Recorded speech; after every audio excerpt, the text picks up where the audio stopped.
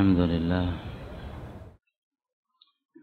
والصلاة والسلام على رسول الله وعلى آله وصحبه ومن والاه وأشهد أن لا إله إلا الله وحده لا شريك له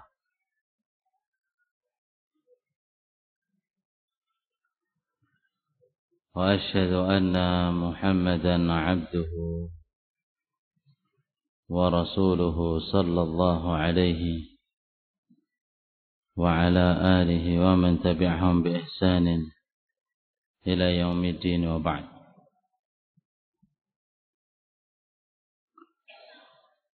معاشر الإخوة رحمني ورحمكم الله.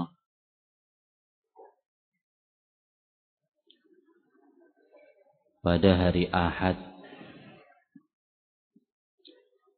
kajian terakhir di bulan yang lalu, pekan ketiga, kita menyebutkan hadis yang diriwayatkan oleh Imamul Bukhari dan Imam Muslim dari sahabat Aisyah dan Abu Hurairah. Nabi alaihi salatu wassalam bersabda, "As-sa'i 'alal armalati wal miskin kal mujahid fi sabilillah al-qa'imu bil-lail wa sha'imun nahar." Yang mengurusi janda dan anak miskin itu mendapatkan pahala jihad fi sabilillah, berpuasa di siang hari dan salat di malam hari.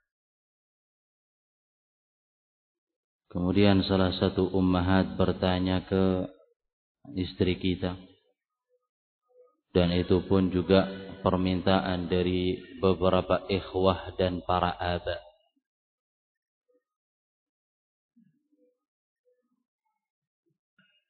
Apakah wanita yang mendukung suaminya mendapatkan pahala yang sama? Masya Allah. Ini pertanyaan salah satu ummahat. Apakah ketika mendukung suaminya mendapatkan pahala yang sama? Kemudian meminta nasihat kepada yang masih antipati di dalam permasalahan ini, sikap antipati atau komentar yang kurang sedap.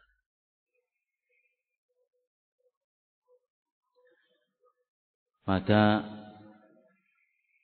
jawabannya, ikhwani hafizakumullah, seorang wanita yang mendukung di dalam perbuatan baik mendapatkan pahala. Dalam sebuah hadis yang diriwayatkan oleh Imam Muslim dari sahabat Abu Mas'ud Al-Ansari radhiyallahu ta'ala anhu wa ardhah, Nabi alaihi salatu wassalam bersabda, "Man dalla ala khairin," barang siapa yang menunjukkan kepada perbuatan yang baik, menunjukkan kepada perbuatan yang baik, mendukung, disupport,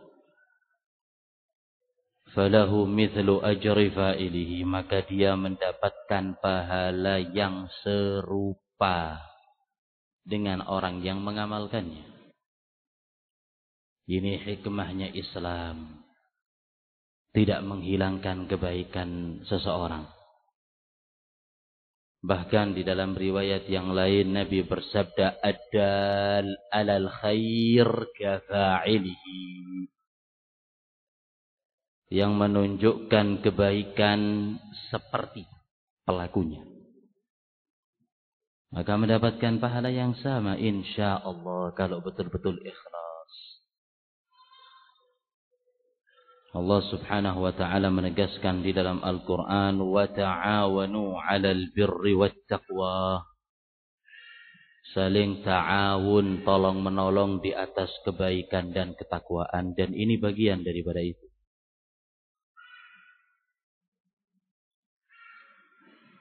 Kemudian nasihat bagi para ummahat, pernikahan itu merupakan hak suami.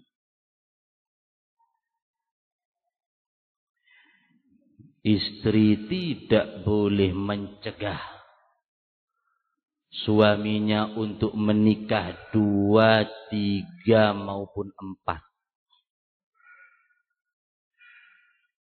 Karena ini merupakan syariat yang Allah Subhanahu wa ta'ala turunkan dari atas langit yang ke-7.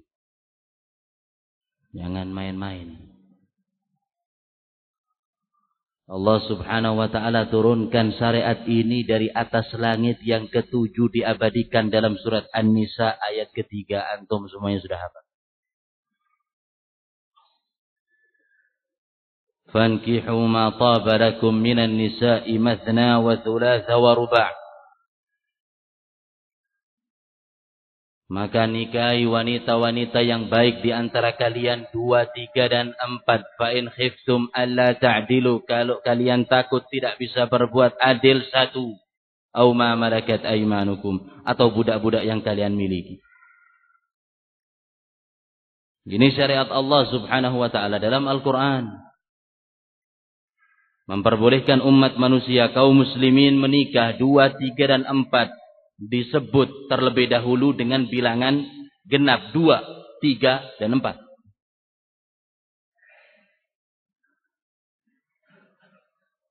Dan sudah menjadi ketetapan di dalam agama Islam. Ajaran yang Allah Subhanahu wa ta'ala turunkan pasti baik.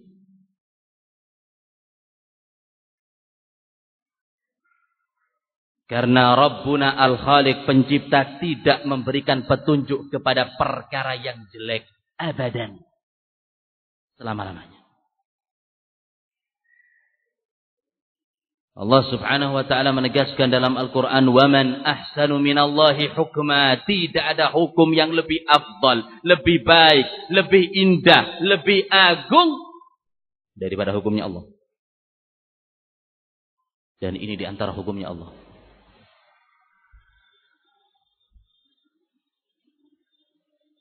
Jangan dijadikan sebagai ajang perdebatan. Ini hukumnya Allah. Jadi apabila Allah Subhanahu wa ta'ala memperbolehkan bagi laki-laki menikah 2, 3 dan 4, Allah Subhanahu wa ta'ala tahu di sana ada maslahat yang besar. Dari 3 sisi. Maslahat bagi laki-laki, maslahat bagi wanita, dan maslahat bagi kedua-duanya.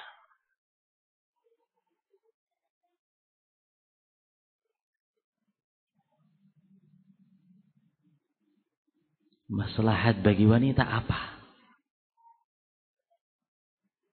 Yang pertama, jumlah mereka yang lebih banyak daripada kaum laki-laki, terlebih nanti di akhir zaman. Jumlah mereka lebih banyak. Dalam sebuah hadis yang diriwayatkan oleh Imam Al-Bukhari dan Imam Muslim dari Anas bin Malik, Nabi bersabda sallallahu alaihi wasallam, La taqumu sa'atu hatta yakilla al-ilmu wa yakthura al-jahlu. Tidak akan terjadi hari kiamat sampai kurangnya ilmu, merebaknya kejahilan. Umat manusia bodoh jauh dari perkara agama. Yang hak dikatakan batil, yang batil dikatakan hak. Yang sunnah dikatakan bid'ah, yang bid'ah dikatakan sunnah. Tauhid dikatakan syirik, yang syirik dianggap benar. Wa yashfu az-zina wa yushrabul khamr, diteguknya arak, merebaknya perzinaan, hubungan intim di luar nikah. Wa takillur rijal wa tabqan nisa, semakin dikitnya kaum laki-laki, semakin banyak kaum perempuan. Wa la taqumus saa'ah hatta takuna li 50 imra'atin qayyim wahid, tidak akan terjadi hari kiamat sampai 50 wanita banding 1 pria. 1 banding 10. Makanya kalau kita lihat di ibu kota, busway yang ada di bis kebanyakan wanita. Sekolah-sekolah kebanyakan wanita. Kalau cuman boleh satu saja, kemana larinya mereka?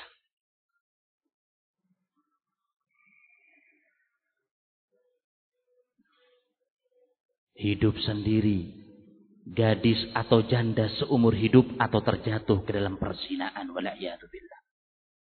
Dan ini sebab rusaknya umat. Ini maslahat bagi kaum wanita.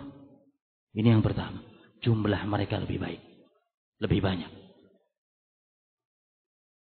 Kemudian maslahat yang kedua, solusi dari beberapa problem yang dihadapi istri kepada suaminya.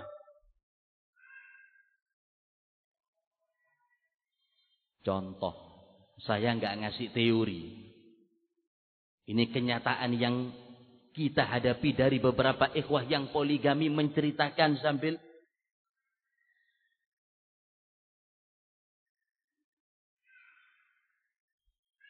curhat. Memberikan pengalaman. Di antara beberapa suami bakhil, pelit, kekir, medit kata orang Jawa.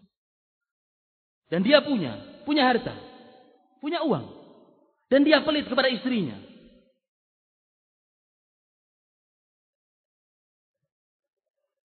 Kemudian Allah Subhanahu wa ta'ala lapangkan tangan suami tersebut. Kenapa? Setelah menikah yang kedua. Kok bisa? Karena suami tahu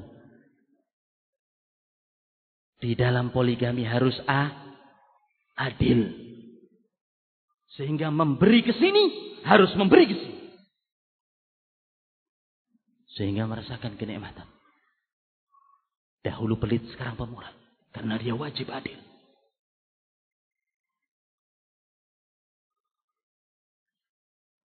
Ini satu contoh.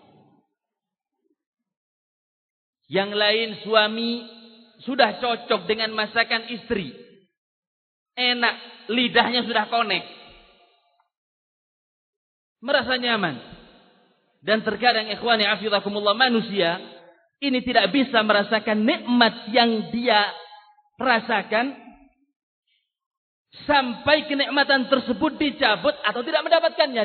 Baru tahu enaknya nikmat tersebut. Sebagian suami tidak menghargai istri dalam masakannya. Ketika menikah mendapatkan seorang wanita yang tidak bisa memberikan hasratnya dari sisi makanan. Bukan koki.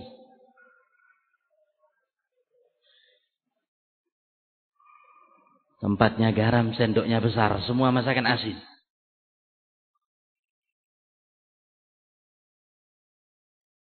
Di situ dia baru tahu nikmatnya tangan dari istri yang pertama yang dia rasakan. Setelah itu baru bisa memuji.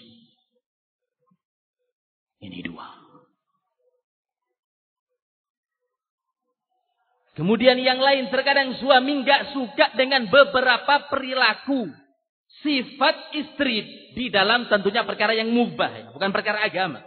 Perkara mubah dari sisi muamalah.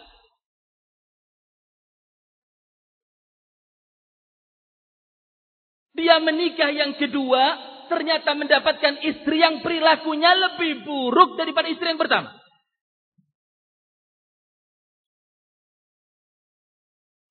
Di sini baru bisa tarojuk, mencabut kembali sikap yang dia rasakan gak enak dari istrinya, dan dia mengetahui ternyata istri tersebut adalah seorang yang mulia. Kapan dia rasakan? Setelah poligami. Maka ini solusi. Problem yang dirasakan oleh sebagian wanita kepada suami. Ini yang kedua. Kemudian yang ketiga, ikhwani afidakumullah, dihadapkan dengan kenyataan bahwasanya wanita yang siap untuk menikah. Kalau yang pertama tadi jumlah mereka lebih besar. Kalau yang ketiga kita dihadapkan dengan kenyataan bahwasanya wanita yang siap menikah, gadis apalagi janda.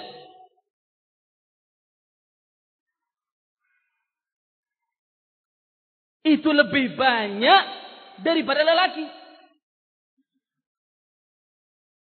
Faktornya banyak. Bisa jadi kefakiran, kemiskinan, gak punya uang lelaki tersebut. Belum bisa menopang income kebutuhannya. Adapun lelaki yang punya istri yang siap menikah lagi, lebih banyak jumlahnya. Maka ini solusi bagi mereka. Maslahat bagi kaum wanita. Karena kaum wanita yang siap untuk menikah lebih banyak daripada lelaki.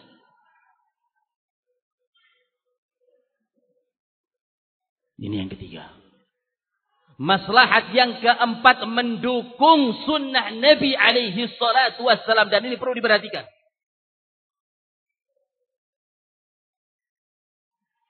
Ana tanya kepada antum, wahai para aba, wahai para ikhwah, ada kira-kira ummahat zaman sekarang yang lebih afdal daripada ummahat zaman Nabi? Apa jawabannya? Gak ada. Bahkan gak bisa dibandingkan. Terlalu jauh. Terlalu jauh kalau dibandingkan ummahat zaman sekarang dengan ummahat zaman dahulu. Dan ternyata ummahat pada zaman Nabi alaihi salatu wasallam mereka dipoligami. Yang kita jadikan qudwah bagi para ummahat siapa? Kalau bukan mereka. Umat terbaik setelah para nabi dan rasul, yaitu para sahabat Nabi alaihi salatu wasallam, laki dan perempuan. Kepada mereka kita bercermin. Begitu pula para ummahat dan para sahabiat, mereka dipoligami. Dan mereka mendukung itu. Ini 4 maslahat di dalam syariat poligami kepada wanita.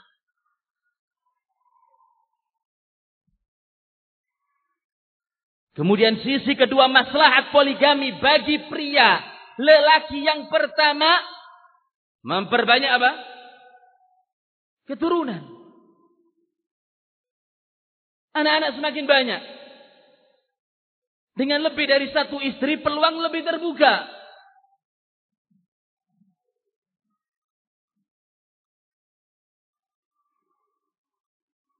Nabi alaihi salatu wasallam bersabda, tazawwajul walud al-walud fa inni mukatsirun bikumul umama yaumal qiyamah. Menikahlah dengan wanita yang subur dan penyayang, karena sesungguhnya aku berbangga diri dengan umatku yang banyak. Nabi senang, Nabi bahagia. Rasulul Mustafa, manusia terbaik di muka bumi, senang memiliki umat jumlah yang banyak. Oleh sebab itu, ikhwani afidhakumullah, orang-orang kafir sangat membenci syariat ini. Karena mereka tahu dengan syariat ini kaum muslimin akan semakin menyebar, semakin banyak mereka semakin kuat.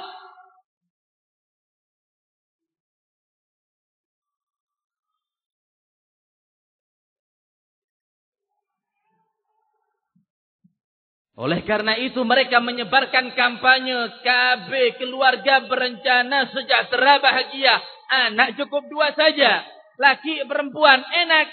Gak banyak beban. Padahal program ini gak dipakai di negara mereka. Beranak pinak semaunya. Program ini gak dipakai di negara mereka. Diterapkan di kalangan kaum muslimin dan ini hukumnya haram. Membatasi keturunan hukumnya haram. Karena menyelisihi dari keinginan syariat ini umat yang banyak. Oleh sebab itu mereka menyebarkan propaganda kotor. Poligami syariat binatang, tidak menghargai wanita, tidak menghargai perasaan mereka. Melecehkan. Dianggap sebagai budak. Gak dihargai.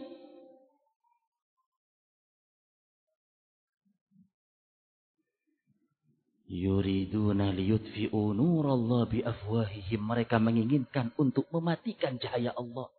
Wallahu mutimmu nurihi walau karihal kafirun. Allah subhanahu wa ta'ala yang akan menetapkan cahayanya walaupun orang-orang kafir membenci.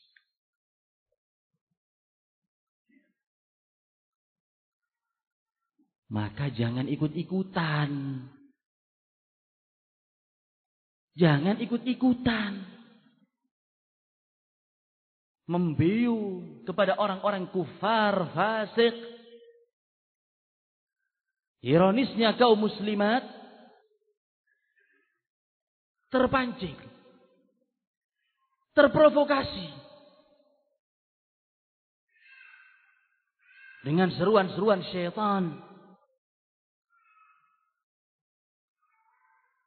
Maka sekali lagi dihormati syariat ini. Kalau tidak bisa diam, jangan berkomentar.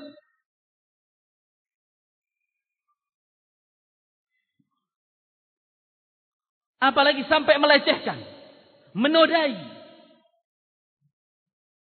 antipati, membenci. Ini bahaya, kata Syekh bin Baz rahimahullah, man kariha ta'addud az-zawjat. Barang siapa yang membenci ta'addud, poligami, maka dikhawatirkan untuk dihapus amalannya. Waduh, kok bisa begitu?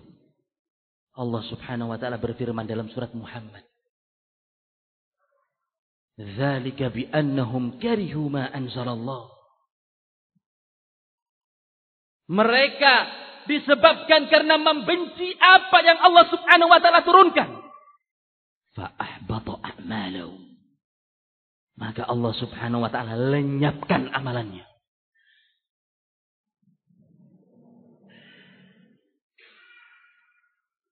Yang membenci satu syariat di dalam Al-Quran, berarti dia telah membenci semua ayat. Karena tidak ada perbedaan. Maka dijaga lisannya. Kalau bukan kita, apakah masih menunggu orang awam untuk menghargai syariat ini?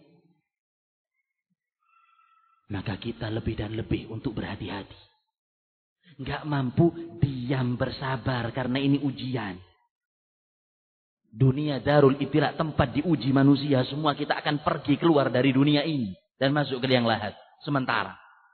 Sabar terhadap ujian Allah subhanahu wa ta'ala. Apabila Anda merasa tidak mampu, diam. Jangan banyak berkomentar.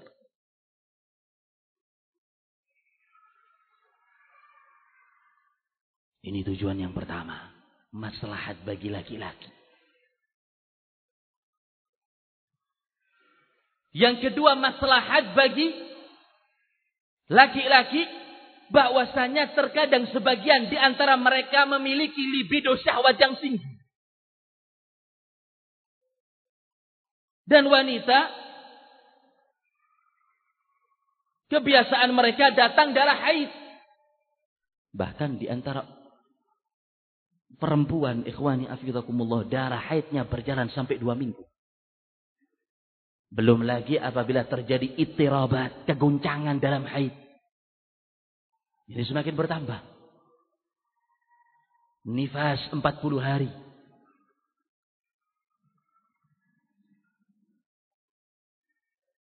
Maka kalau terlalu kepada suami, sehingga terjadi apa yang merebak di kalangan masyarakat saat ini. Mempunyai istri simpanan dan hubungan di belakang layar. Karena mereka nggak cukup, merasa nggak cukup. Yang merasa cukup, alhamdulillah. Sebagian ada yang merasa nggak cukup. Sehingga terjatuh kepada hal-hal yang diharamkan Allah subhanahu wa ta'ala. Siapa kira-kira yang menanggung dosanya?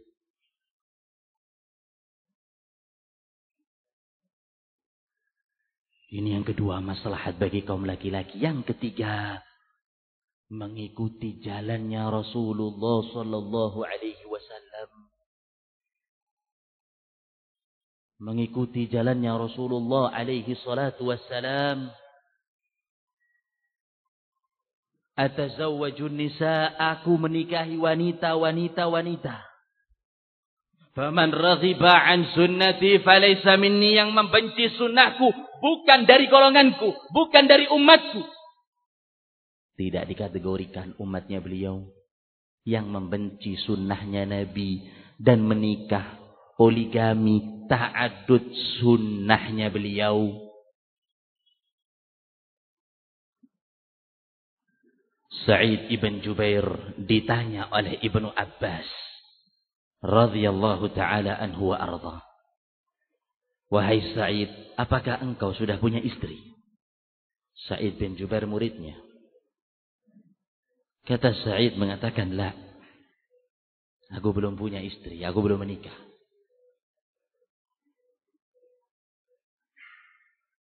Nabi Ibnu Abbas kemudian berkata, tazawwaj, menikahlah, kawin cepat.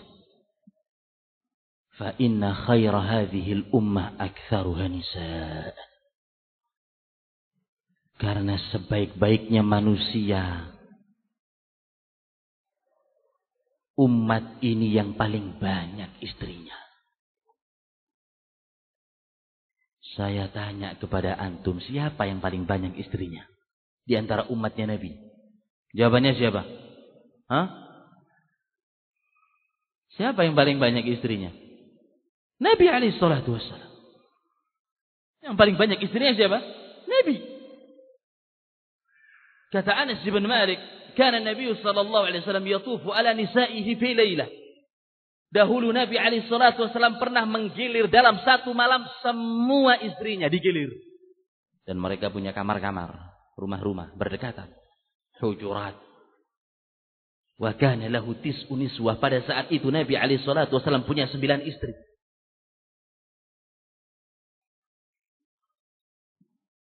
Oleh sebab itu Ibnu Abbas mengatakan sebaik-baiknya umat ini adalah yang paling banyak istrinya. Siapa yang paling banyak istrinya? Nabi alaihi salatu wassalam. Karena umat ini tidak diperbolehkan lebih dari berapa? 4. Jadi tidak ada yang mengungguli Nabi alaihi salatu wassalam.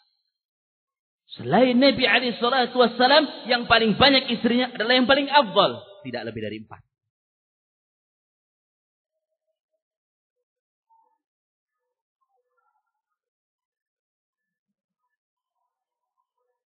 Begitu pula sunnahnya para nabi-nabi terdahulu. Sunnahnya nabi-nabi terdahulu. Ibrahim punya 2 istri, Sarah dan Hajar. Nabi Sulaiman, Allah subhanahu wa ta'ala berikan kemampuan berhubungan dengan 100 istri pada setiap malam. Allahumma barik. Ini mukjizat bagi mereka. Diberikan kemampuan oleh Allah subhanahu wa ta'ala berhubungan dengan 100 istri pada satu malam. Yang terdapat dalam hadis sahih. Maka sekali lagi mengikuti petunjuk Nabi alaihi salatu wassalam. Ini maslahat bagi laki-laki. Maslahat bagi keduanya. Pria dan wanita. Suami istri.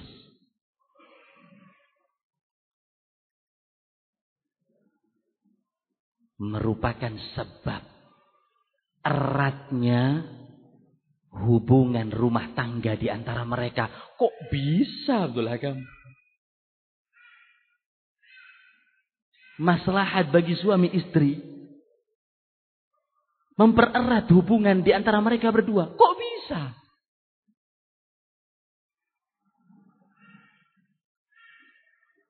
Saya kasih permisalan, maaf saja. Maaf saja. Anggap wanita, istri, frigid. Kata orang Arab, barid, dingin, gak ada syahwat. Atau mandul, atau punya penyakit kronis. Di hadapan istri tersebut ada 3 pilihan. Yang pertama dicerai. Dan ini menyakitkan. Menyandang status janda cerai. Kalau janda ditinggal mati masih terhormat di kalangan masyarakat kita. Hukum masyarakat. cerai janda. Menyakitkan. Ini pilihan yang pertama. Pilihan yang kedua, menanggung beban hidup sendiri dan menahan libido syahwatnya. Enggak enak orang hidup sendiri. Butuh kepada sandaran. Dia menanggung hidup sendiri bebannya. Dan menahan libido syahwat. Wanita juga punya syahwat. Atau yang ketiga, terjatuh kepada hubungan bebas wal'iyadu billah, terjerumus ke dalam perzinaan. Dan ini yang lebih parah. Dengan adanya poligami, peluang-peluang tersebut hilang. Istri bersabar, suami menjalankan apa yang Allah Subhanahu wa ta'ala halalkan bagi dia. Ini maslahat bagi keduanya. Perlu diketahui ikhwani hafizakumullah. Poligami itu yang capek suami.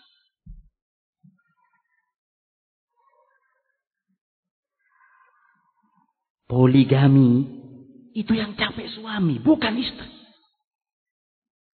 Suami lebih lelah. Istri lebih nikmat. Yang pertama, dituntut suami untuk menjadi nahkoda di dalam mengarungi bahtera rumah tangga. Ini satu istri. Kalau lebih daripada itu, berarti suami dituntut untuk mengendalikan nahkoda 2, 3, dan 4 kapal. Berat. Butuh mujahadah. Ini termasuk sebagai bahan pertimbangan. Jangan senyum-senyum ke kanan dan ke kiri. Sebagai pertimbangan. Ini yang pertama. Kemudian yang kedua, tuntutan nafkah. Anda harus memberikan nafkah kepada putrinya Adam, anaknya orang yang sudah menjadi tanggung jawab istri antum di leher-leher antum. Kalau sebelumnya 1 nampan, saat ini 2 nampan, 3 nampan, 4 nampan. Belum lagi kalau mereka sudah punya anak. Apakah sampai di sini tidak? Ditambah lagi memberikan pakaian kepada mereka. Memberikan rumah tempat tinggal satu persatu. Apakah diberikan rumah longsongan begitu saja? Tidak. Berikut perabotan, perlengkapan, aksesoris. Dapur, mesin cuci, lemari es, magic jar, setrika, kompor, gas. Masuk ke kamar, ranjang, toilet, lemari, AC, meja setrika, blender. Ini kalau 1 rumah. Tambah 2 rumah, 3 rumah, 4 rumah. Tanggung jawab. Tapi ingat, selagi Anda jadikan ini sebagai ibadah, insya Allah dimudahkan. Karena rezeki umat manusia ditanggung oleh Sang Pencipta. Kita tidak pernah merasakan lapar dan haus sejak di perut ibu. Allah Subhanahu wa ta'ala sudah tanggung rezekinya dari tali pusar. Keluar dari perut ibu sudah ditanggung oleh Allah Subhanahu wa ta'ala, makanan dan minuman dari mulut ditambah ASI. Allahumma barik. Allah Subhanahu wa ta'ala yang menanggung semua rezeki kita. Dan atas apa yang kami amati, orang yang memiliki lebih dari 1 istri dari sisi ekonomi lebih baik daripada banyaknya kaum muslimin yang cuman monogami.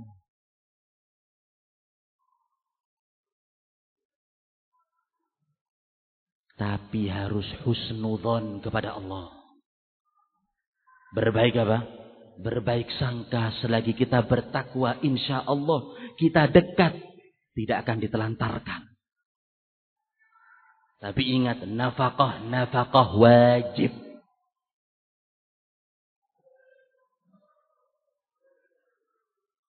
Kemudian yang ketiga, suami berat dari sisi perasaan. Kok bisa Ustaz?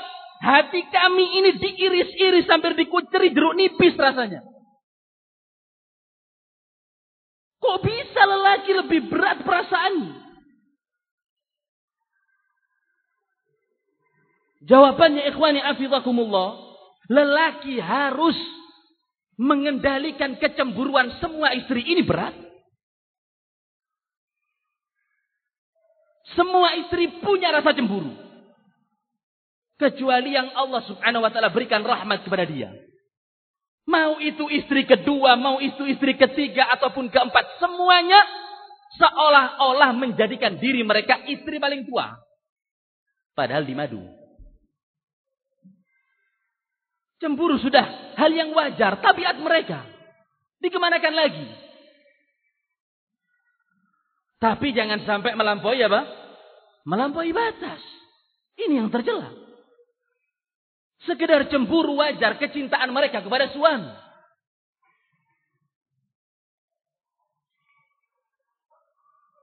Siapa istri Nabi yang paling cemburu? Ana sambil minum air.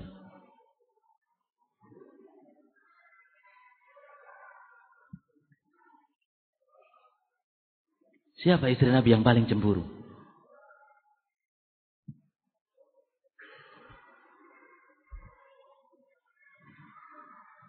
Pak Ali dan Pak Novel tersenyum. Senasib teman seperjuangan.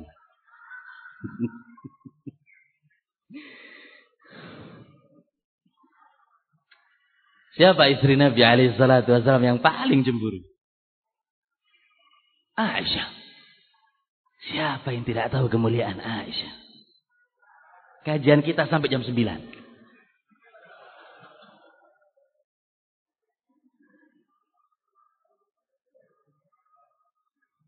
Nggak boleh yang ada yang angkat tangan. Bang Taufik sama Pak Eka nggak boleh angkat tangan.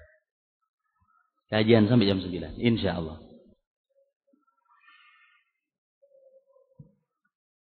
Aisyah radhiyallahu ta'ala anha. Istri tercinta Rasulullah. Suatu ketika Nabi alaihi salatu wasallam duduk dengan para sahabat. Ridwanullah alaihim ajma'in. Duduk dengan para sahabat. Siapa di antara istri Nabi yang pandai di dalam memasak? Hah? Hah? La. La. Siapa? Safiyah bintu Huyai. Pandai memasak. Nabi alaihi salatu wasallam duduk bersama para sahabat, di gilirannya Aisyah. Safiyah mengantarkan makanan melalui utusannya. Masakan. Dan Aisyah tahu. Ini piringnya Safiyah, masakannya Safiyah. Kata Aisyah, "Fadarabtuhu wa kasartuh." Aku tampel masakan tersebut dan itu sudah di tangannya Nabi. Masakan tadi di tangannya Nabi dan beliau pemimpin di kota Madinah. Beliau memimpin di kota Madinah.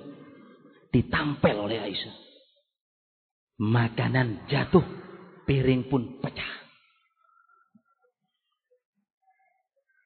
Nabi berkata di hadapan para sahabat, "Gharat ummukum." Ibu kalian cemburu.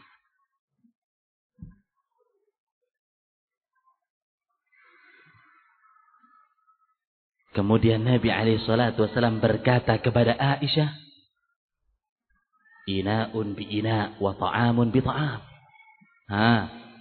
Makanan dengan makanan, piring dengan piring. Diperintahkan untuk apa? Mengganti. Maka diganti oleh Aisyah. Dan diberikan kepada utusannya. Diganti oleh Aisyah. Kalau selain Nabi, pemimpin. Di hadapan umatnya. Ditampel sama istrinya. Apa kira-kira yang terjadi? Marah. Malu. Harkat derajatnya diinjak-injak. Lepas tangan, tempeleng. Terjadi apa? KDRT. Kekerasan dalam rumah tangga. Tapi Nabi alaihi salatu wassalam memanage kecemburuan istrinya. Dengan akhlak beliau yang mulia. Walaupun di depan sahabatnya.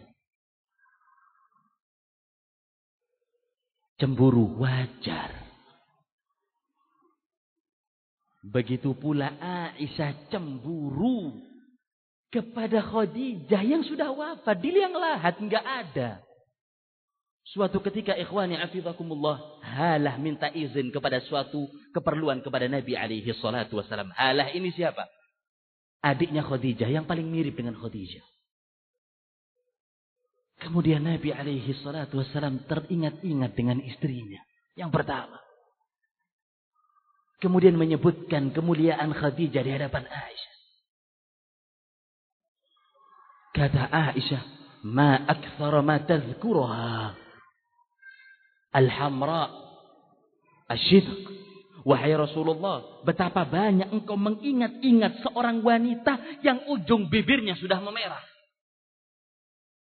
Dicela. Waqad abdalakallahu khairan minha. Dan Allah subhanahu wa ta'ala telah menggantikan kepada engkau wanita yang lebih baik dan lebih cantik. Maksudnya siapa? Ini dirinya sendiri. Ditegur oleh Nabi alaihissalam. Ma abdalani Allahu khairan minha. Tidak ada yang menggantikan Khadijah yang lebih baik daripada diri. Amanat hina kafaratin nas. Khadijah beriman kepadaku di saat umat manusia mengkufuriku. Manusia pertama yang beriman. Wa saddaqat hina kadzabatni. Dan yang percaya kepada aku di saat umat manusia mendustakan. Wa dhahhat bimaliha hina haramanin nas. Dan dia menopang aku, dakwahku dengan hartanya di saat umat manusia menutup diri mereka. Kemudian aku diberikan rezeki oleh Allah subhanahu wa ta'ala berupa anak-anaknya yang tidak diberikan oleh wanita-wanita yang lain. Maka sekali lagi cemburu itu suatu hal yang lumrah. Tapi jangan sampai tercela. Menuduh istri yang lain dengan tuduhan yang jelek atau meminta kepada suaminya untuk menceraikan madunya. Ini cemburu yang batil. Sekedar cemburu diatur. Sehingga ikhwani afizakumullah, orang yang mau ta'addud harus punya rumus. Yang paling tahu dengan keadaan istri adalah dirinya. Jadi yang pintar hitung-hitungan bisa membantu. Nah, waktu lebih 3 menit dari azan. Nah, ikhwani hafizakumullah, ini yang mungkin bisa kami sampaikan pada kesempatan kali ini. Kalau kita lanjutkan bisa jadi daurah. Kalau kita lanjutkan bisa jadi apa? Bisa jadi daurah. Ilahuna walhamdulillah.